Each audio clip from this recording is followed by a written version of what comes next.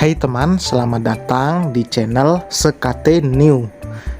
Jangan lupa pada teman-teman untuk like, komen, dan subscribe supaya tidak ketinggalan update dari channel ini. Mimin ucapkan terima kasih. Selamat menyaksikan. Terpaksa menikahi Pak Ustadz, season 3, bab 23.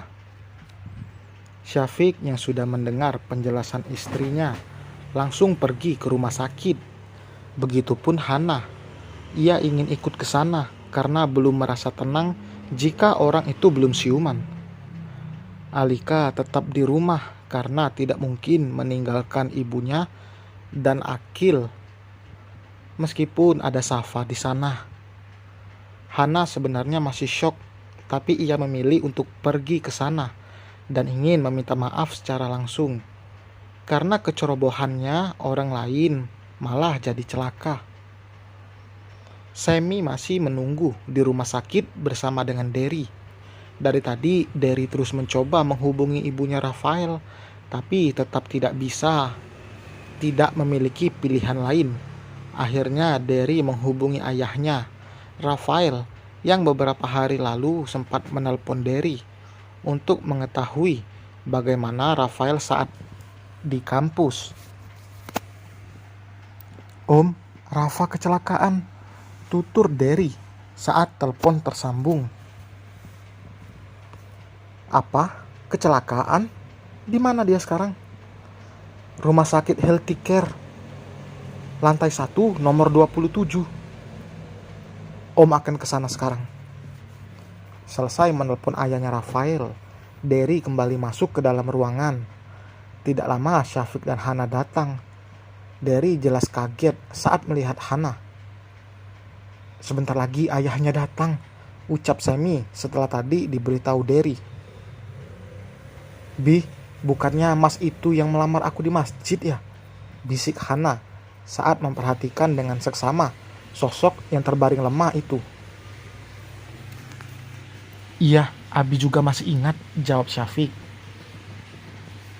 Bang, sebentar lagi aku ada jadwal operasi, jadi nggak bisa lama-lama di sini, terang Semi.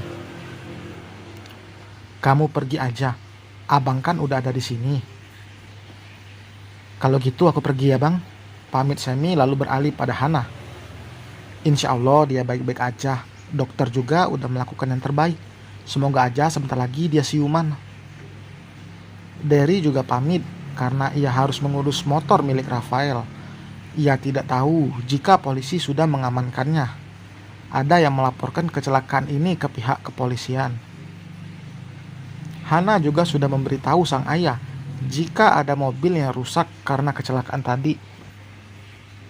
Abi, aku takut.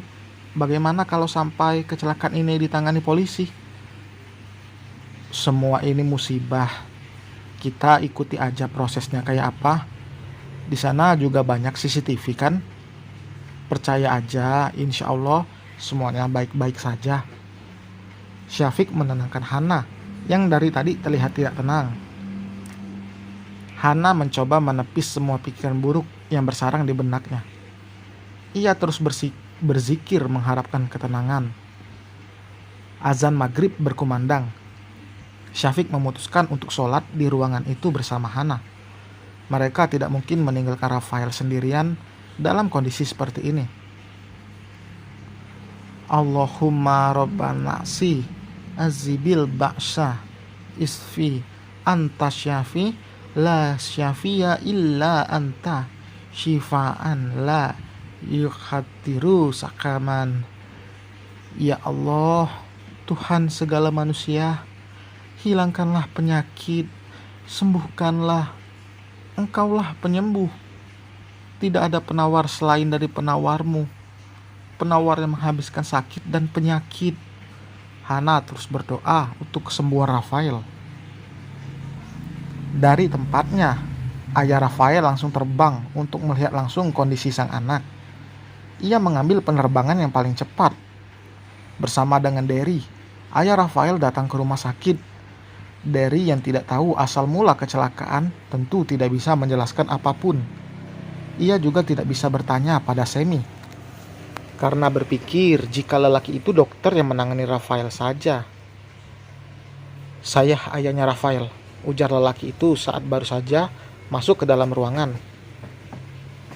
Ia begitu cemas, apalagi melihat dengan mata kepalanya sendiri.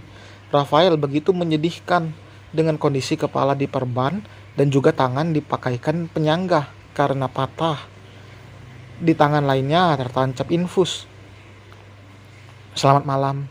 Dokter juga datang untuk memeriksa ulang kanan Rafael. "Dok, apa yang terjadi pada anak saya?" "Anak Bapak mengalami cedera kepala berat dan patah bagian tangan. Kami akan melakukan yang terbaik untuk pasien. Bapak tidak usah cemas karena pasien dengan cepat dibawa ke rumah sakit. Jika tidak, kondisinya akan sangat fatal. Kami sudah memberikan penanganan pertama. Semoga saja malam ini pasien sembuh. Semoga saja malam ini pasien sudah siuman. Jika tidak, kami akan melakukan pemeriksaan berlanjut," terang dokter bernama Harry itu. "Pokoknya lakukan yang terbaik untuk anak saya. Berapapun biayanya, saya tidak peduli. Kalau sampai terjadi masalah, dokter yang harus tanggung jawab." Lelaki parubaya itu sampai menarik kerah jas dokter, saking emosionalnya. "Udah Derry melepaskan cengkeraman tangan ayah sahabatnya itu. Dari tadi Hana berdiri di belakang tubuh ayahnya karena takut saat melihat ayahnya Rafael datang, karena aura kemarahan sudah terlihat jelas di wajah tuanya. "Dan kalian siapa? Kenapa ada di sini?" Sekarang ayahnya Rafael beralih pada Syafiq dan Hana. Maafkan saya, kecelakaan tadi terjadi karena kecerobohan saya," ungkap Hana. Ia bicara dengan jujur dan mengakui kesalahannya, meski ia masih enggan untuk bergeser dari belakang tubuh sang ayah. "Oh, jadi kau yang membuat anakku jadi seperti ini?" seru ayahnya Rafael dengan dada turun naik karena amarah. Jelas ia tidak akan diam melihat anaknya seperti ini. Meski hubungannya dengan Rafael tidak baik, tapi ia sangat menyayangi anaknya. Apalagi Rafael adalah anak laki-laki satu-satunya. Karena dari istrinya yang sekarang, ayahnya Rafael hanya memiliki anak perempuan. "Tenang dulu Pak, saya mengerti Bapak marah. Tapi semua ini murni kecelakaan. Tidak ada yang menginginkan semua ini terjadi," ucap Syafiq. "Meskipun ini kecelakaan tidak disengaja, tapi dia harus tanggung jawab. Aku akan melaporkan kasus ini ke polisi." Dengan bersungut-sungut lelaki itu bicara. "Tidak perlu." Semua orang sontak menoleh dengan suara itu. Ternyata Rafael sudah siuman.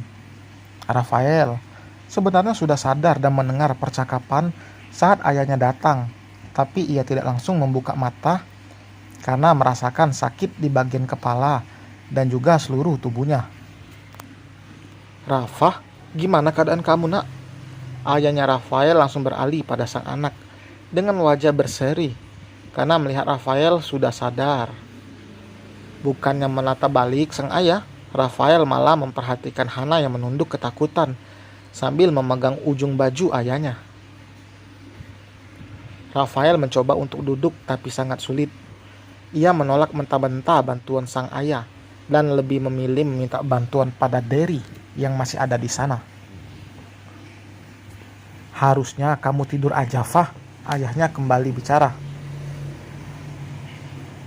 "Anda jangan sok peduli. Untuk apa kesini? Silakan Anda pergi, karena Anda tidak dibutuhkan di sini," ucap Rafael dengan nada ketus. Ia sama sekali tidak memikirkan bagaimana pandangan Syafiq dan Hana terhadap sikapnya pada sang ayah. "Ayah khawatir dan peduli sama kamu nak," ujarnya. Rafael senyum meremehkan. "Peduli Anda bilang? Kalau Anda peduli pada saya, Anda tidak akan mungkin meninggalkan saya dan ibu." Ia menatap sengit sang ayah. Rasa sakit di tubuhnya seolah tidak sebanding dengan rasa sakit di hatinya yang sampai saat ini masih terasa. Ayahnya Rafael langsung bungkam. Ia tidak bisa membalas perkataan anaknya itu. Merasa tidak enak berada di situ, Syafiq pamit untuk menunggu di luar. Tapi Rafael melarangnya. Tidak usah keluar, Pak Ustadz. Seharusnya orang ini yang keluar. Biarkan saja mereka keluar. Sebentar lagi polisi akan datang untuk mengurus kasus ini, jelas ayahnya Rafael. Anda jangan ikut campur urusan saya. Di sini saya yang celaka. Jadi terserah saya mau memperpanjang masalah ini ataupun damai. Rafael meringis kesakitan saat ia belum selesai bicara. Seharusnya ia memang istirahat dengan tenang, bukannya dibuat tegang dan emosional seperti ini. Syafiq dengan cepat menekan tombol merah untuk memanggil dokter. Dan selesai teman, terima kasih telah mendengarkan, terima kasih telah menunggu. Jangan lupa tulis komentar ya, jangan lupa like, jangan lupa juga subscribe bagi yang belum. Mimin ucapkan terima kasih bagi yang sudah subscribe. Sampai berjumpa di bab berikutnya. Bye.